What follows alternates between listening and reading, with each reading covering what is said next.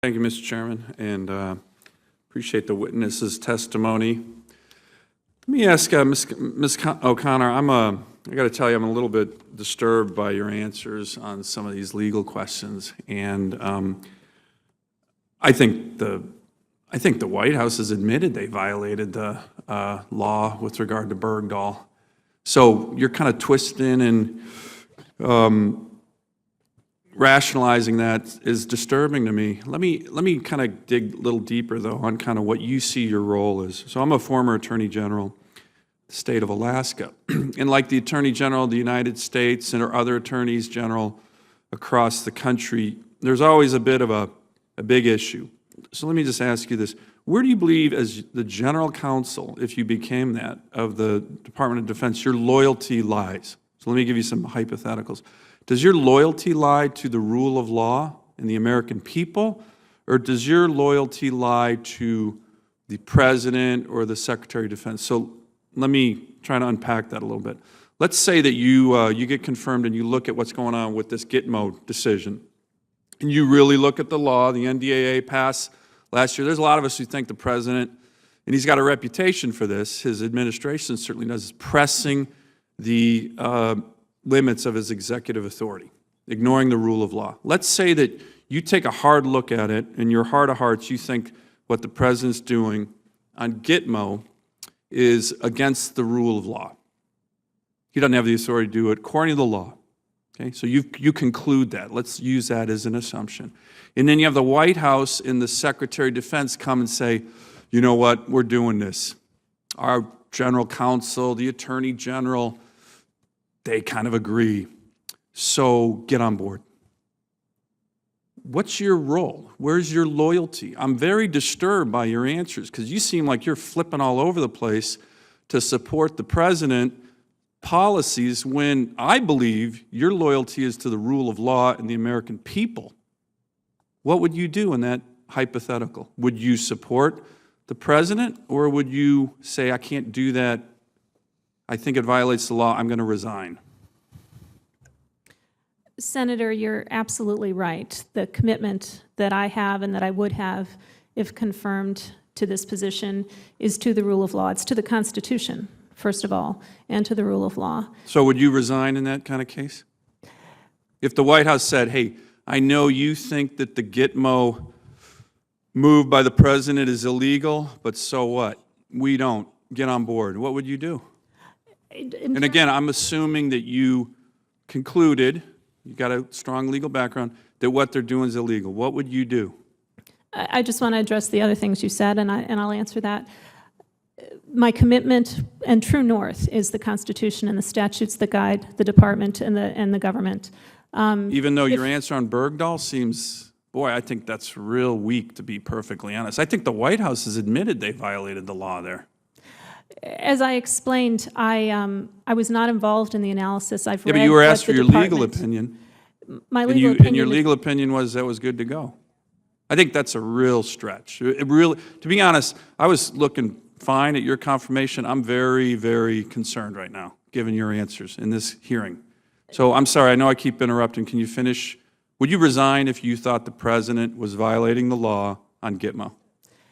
So just to get back to the point you were making about the Bergdahl exchange, what I want to make clear is that I didn't provide any legal advice on it. I have read the letters that the department has sent you thought it to was this legal. committee. I'm explaining what the letters to this committee written by other people have said. Okay, let me just real quick, if you can just answer, would you resign your position if you were the General Counsel of the Department of Defense, you read the law and you thought the President was violating the law on Gitmo or anything else relating to DOD-related matters? What would you do? My commitment is to the rule of law. Got to answer my question. Well, Don't dodge me. What would you do? Would you resign, or would you kind of get behind the President and say, roger that, I'll just make the best legal argument I can to support you, Mr. President? What would you do? I would give my very best legal advice to the Secretary of Defense, because the position that I'm seeking confirmation for is to be the General Counsel of the Department of Defense. Wait, so you would, even though you thought remember, the question assumes that you thought Gitmo was illegal, and they're going to go forward with the President's plan anyways. what would you do? You would get behind him and support him? Is that what you just told me? I have not said that. I thought you just said that. No. Okay, then just answer the question. If confirmed as the general counsel of the department, what my responsibility would be to give my very best, not political, my very best legal advice consistent with the Constitution and the statutes that govern the department to the department. And that is what I would do. Okay, you're not answering my question. I've asked you 5 times. If you thought that what the president was doing and the Department of Defense was doing was illegal with regard to Gitmo, and the president and the Department of Defense said, we're doing it anyways, and you voiced your opinion, and you told people you thought they were violating the law, then what would you do? Would you resign? Or would you say, okay, I'll give my best legal argument and try to put the best face on this? So just to answer that question directly. Would you resign? I have not yet seen a situation that presents anything like that. It's happened in U.S. history before, right? You've had attorneys general resign when the president is, the Saturday Night Massacre under the Nixon administration. You had senior officials resigning, saying, I'm not going to do that because I think it violates the law.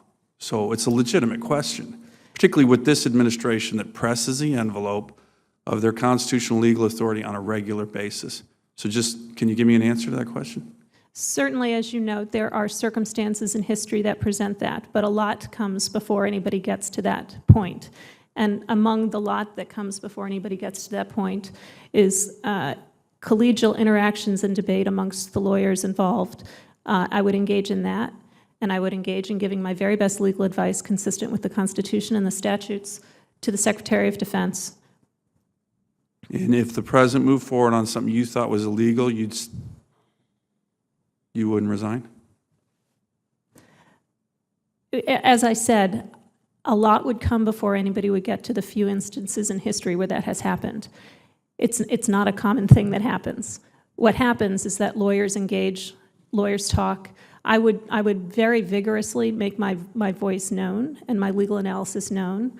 I would give advice to the Secretary. I would certainly talk to the Attorney General if that was what was warranted. And we would work our way through it. It's impossible to address the hypothetical that you're laying out. Okay.